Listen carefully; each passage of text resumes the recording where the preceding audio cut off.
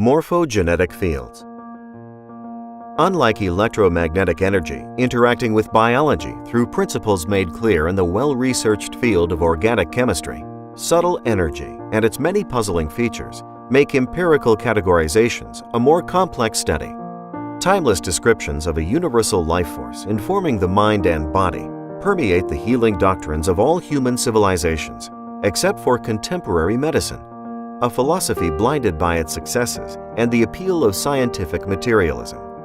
Countless healing modalities that have been scoffed at by modern healthcare now have a scientifically valid foundation in physics to explain the presence of subtle energy moving within the body and how the mind creates health. What is a morphogenetic field? Morphogenetic fields are invisible forces that guide developing embryos into the magnificent, complex organisms that comprise the plant, animal, and mushroom kingdoms. The concept of a morphogenetic field was made popular by cell biologist Rupert Sheldrake in his 1981 book, A New Science of Life. But it was actually first introduced in 1910 by Alexander Gurwitch while studying embryonic development. Understanding how and why organisms take shape the way they do is fundamental to understanding life, the universe, and everything. This process of morphogenesis is still a huge mystery in developmental biology. Coming from the Greek words morphine, meaning form, and genesis, meaning coming into being, morphogenesis is the biological process of how a developing organism takes shape. Morphogenetic fields are hypothesized as the invisible pattern-forming agents which guide the biological process of development from embryonic globs of potential into fully structured complex organisms. It has become common to believe DNA and the genetic information stored in chromosomes are entirely responsible for the way an organism looks and operates, right? Well, not entirely. Genes are only responsible to code for protein synthesis. They are the building materials from which life develops. But morphogenetic fields are like the intelligence of the architect. They analyze the blueprints and explain what building materials go where. For example, our arms have the exact same DNA in them as our legs, so we need a proper explanation for why they look so different and how the body knows to form them in such distinct fashions. Humans, like all mammals, employ Hox genes, abnormally well-structured genetic instructions that determine a body's anterior-posterior shape and where body parts grow during embryonic development. The morphogenetic field of intelligence is what informs the body about how and when to use these genes. This invisible field is also the key to how amphibians like newts can regenerate limbs.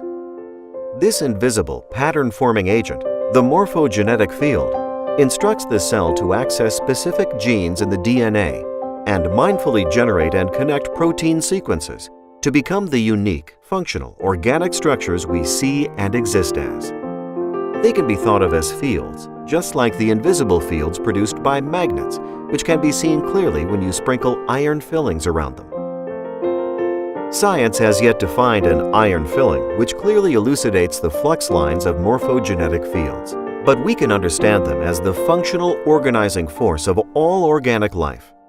Even though we understand the developmental mechanics of gross matter without acknowledging the presence of consciousness within the body, we have no way of understanding why and how our bodies have such innate formative intelligence.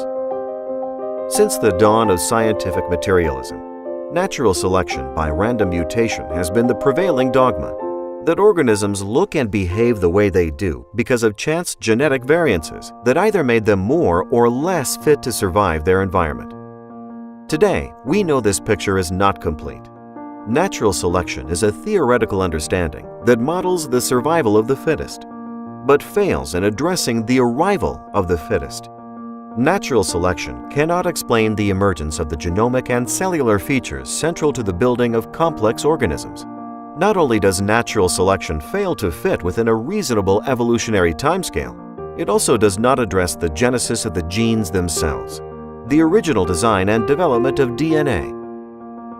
After he applied statistical analysis to study the origin of life, pioneering astronomer Fred Hoyle concluded that the probability of abiogenesis, or life arising randomly from inorganic materials sloshing around in a primordial soup, was comparable to the chance that a tornado sweeping through a junkyard might assemble a Boeing 747. Evolutionary biologists must acknowledge the immaterial presence of intelligence as the primary developmental factor of all life.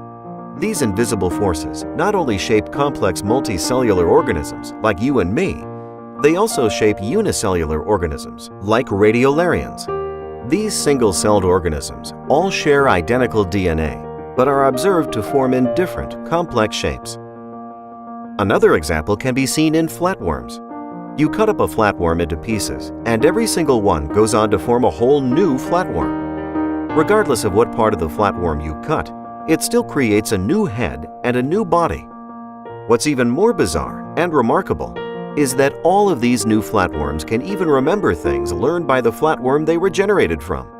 Perhaps the most fascinating example can be found in the single-celled organism Acetabularia, a genus of green algae. Referred to as the mermaid's wineglass, Acetabularia is a single-celled organism that can grow up to 10 centimeters in length, which is huge for a single cell. But what's even more incredible is they can regenerate an entirely new Acetabularia from a cutting of the stalk, recreating the entire form without any of the genetic information contained in the nucleus. A triumphant hint that genes do not control the process of morphogenesis. The chakras, the vital applications running the circuitry of our physical bodies, are like the magnets that produce and move these fields of morphogenetic energy throughout your being and organize the development and maintenance of your physical health and well-being.